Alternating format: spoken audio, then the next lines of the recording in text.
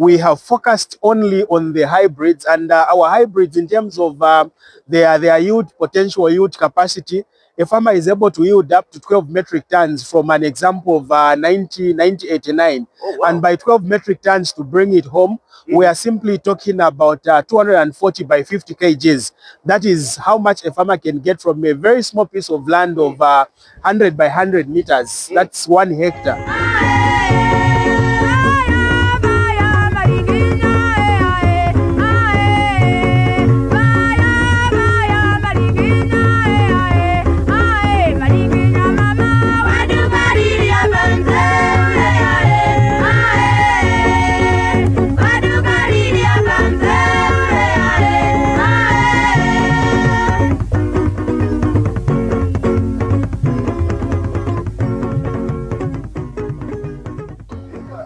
Brother, nice to see you once again. Pleasure is mine, and good to see you too. Oh, it's been a while. I think the last time we saw each other was where? In Chipata. Yes, Chipata, but as well as Agritech Expo in April, we met. Oh yes. Yeah, yes, we yes. greeted, though we didn't talk much, but I think we had a short, nice conversation. Wow.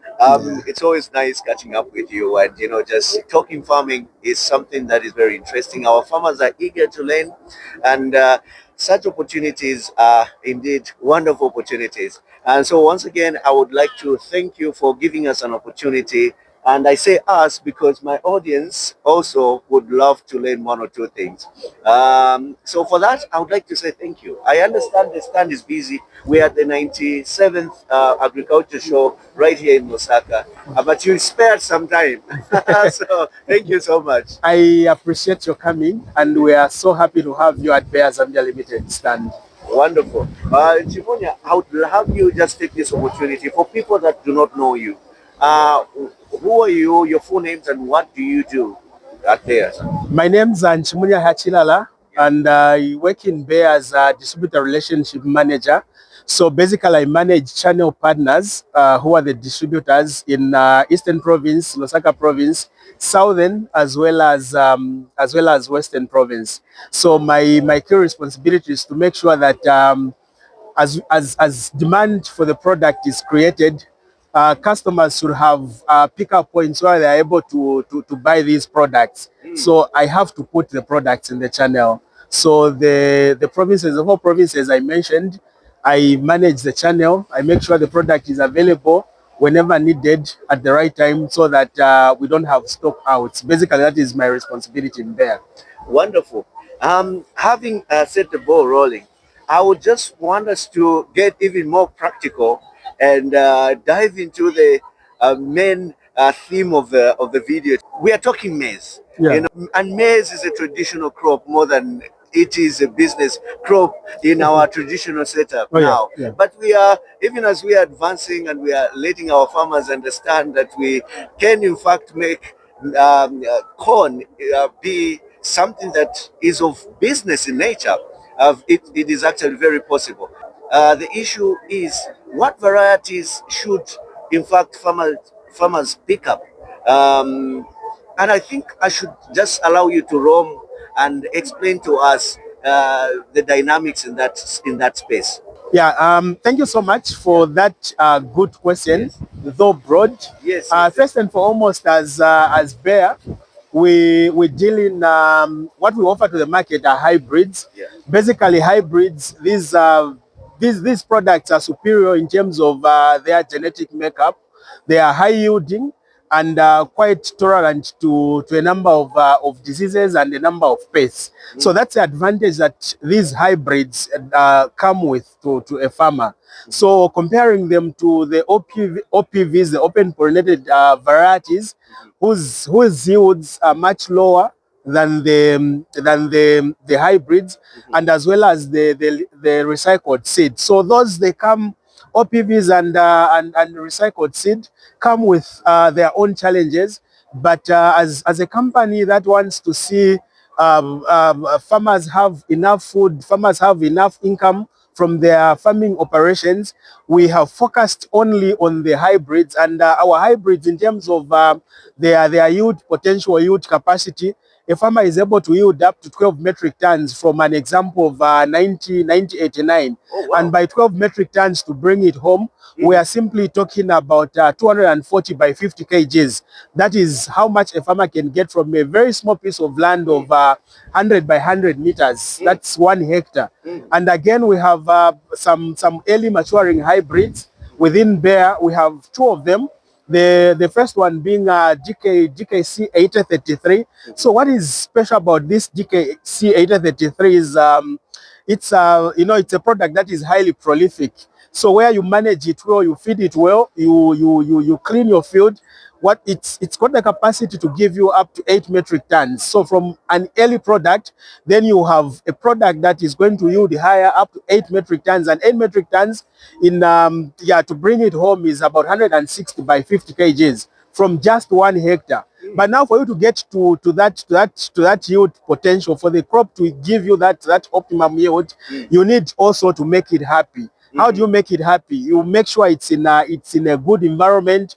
The soils are good. You feed it well, and then you also, the spacing aspect should be fully taken care of. And once you do all those things, then you have a crop that is going to smile and give you back, give you something that is going to make you smile as well. So now, what we look at as Bayer, number one, in terms of spacing, of course, after you do your good land preparation, because of issues of climate change now, our farmers are being encouraged to focus on conservation farming, where we don't encourage to conventionally plow out and open up the soil. So we only encourage our farmers to open up the soil where they want to drop a seed. Oh, wow. So that's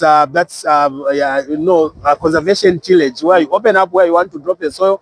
And the best practice is, after opening up where you want to drop the soil, or making a planting hole, in short, you put the fertilizer. Yes. And after putting fertilizer, you cover a bit with soil, so that there's no direct contact between the seed, the maize seed, and the fertilizer, because in the process of the fertilizer disintegrating and that compound, the science of making itself available for uptake by plants, so heat is released, and that heat may affect the seed. So basically, that's why we put a little bit of soil, and then when you cover a little bit of soil on top of the soil, put the seed, then cover, and then you can start your irrigation, depending with the type of irrigation you are using. Could be overhead, the sprinklers. You could as well be using maybe furrow irrigation, or as well as the drip irrigation, which is what we used here. So that's basically on the. We started sharing on the early maturity that we have in there, and we have so far discussed 8033. We looked at its high yielding potential. Then also the other fact that stands out about this product and all the carb hybrids is their high prolificacy. So what we mean by them being highly prolific is that they have the capacity to give you a minimum of 2 cobs per plant. So that means that you'll be winning as a farmer. If you're doing winter maize, for instance, you get two cobs that are of uniform size. What that basically means is from one plant you'll be winning double. Oh, wow. And in other instances, you even go up to 3 cobs. So that itself gives an advantage to a farmer, and it means more income. Then the other early maturity hybrid that we are offering to the market is GKC 8325. We'll be selling it. It's a new product, very unique product that will be selling for the first time in the market. So this product has specifically been brought in and added to our portfolio to address the challenge of low yields that is associated with the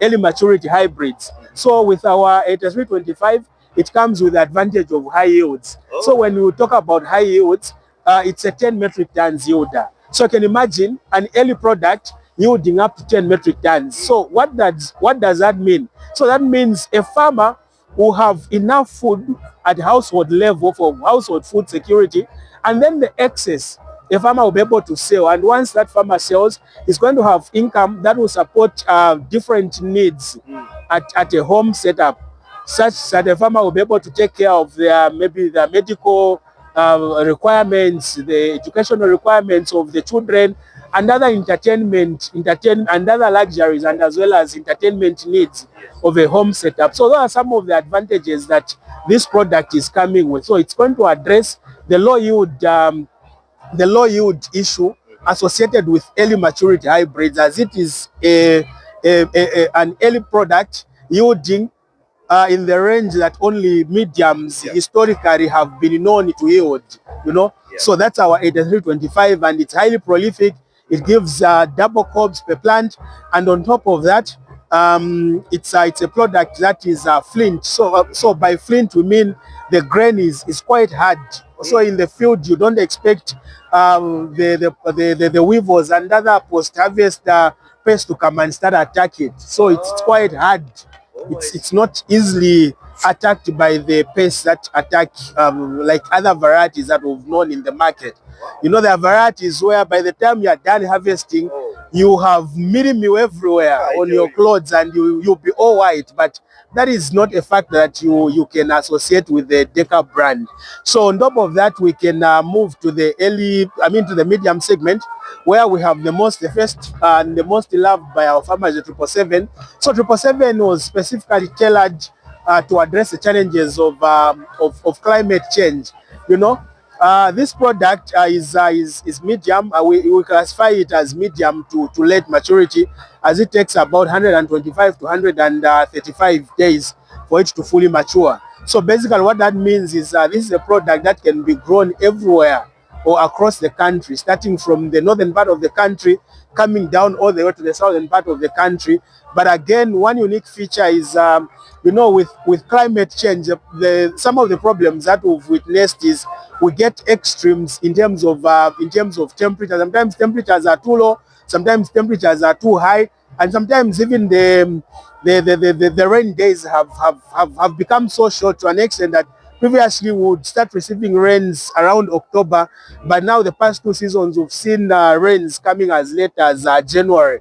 But that product, and even when the rains do come late, we get these elongated dry spells within the season.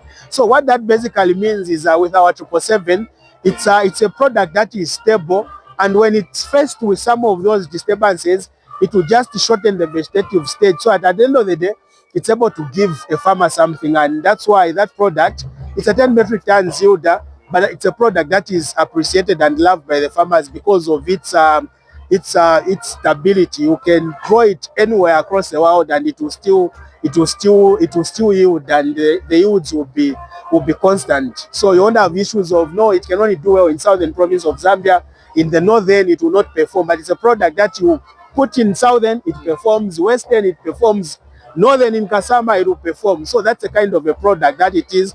Of course, coming to the grain quality, it's also another flint, and also it's a product that is highly prolific. It gives you 2 big cobs or more than 2 big cobs under proper management and care. And besides that, the milling property is very excellent, with the nice aroma when you cook your nshima or chiwantu. So basically, that's what a farmer gets to enjoy. And the other medium maturity hybrid that we have is GKC 939, with the local name Ngao Ngao, meaning the real one, Analume Ngao Ngao, the real man.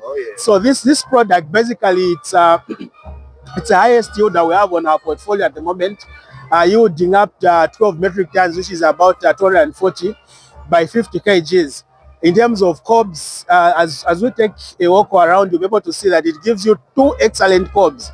And on top of that, it's a product that just never disappoints. It's a flint in terms of the grain type, and also with excellent milling properties and excellent drought resilience properties.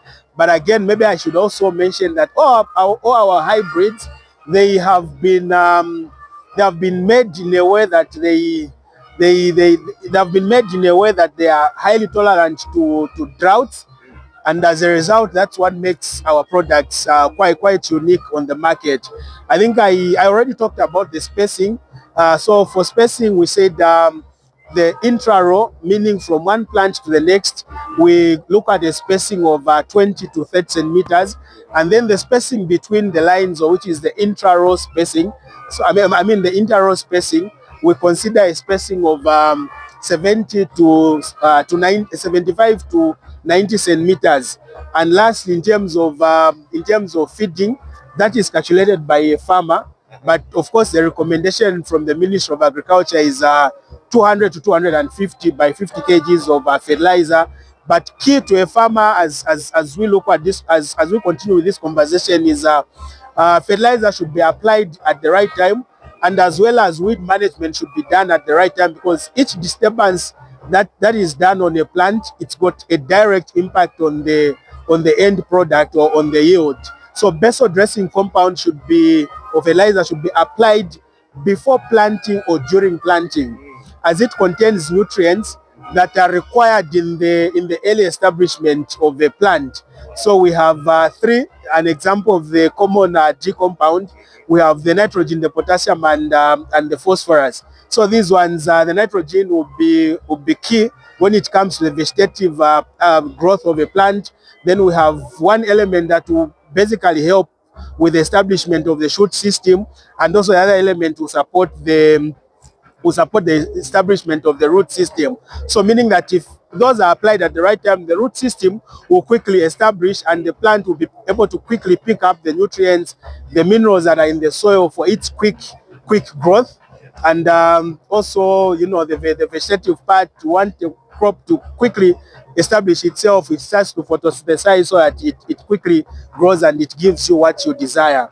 Then top dressing fertilizer, of course, the recommendation from our end is should be applied 21 days to 28 days from the time that the basal fertilizer was applied. So basically, it's a number of days, and it's easy. You know, if there's a crop that is easy to manage, is maize itself, because it's not complicated.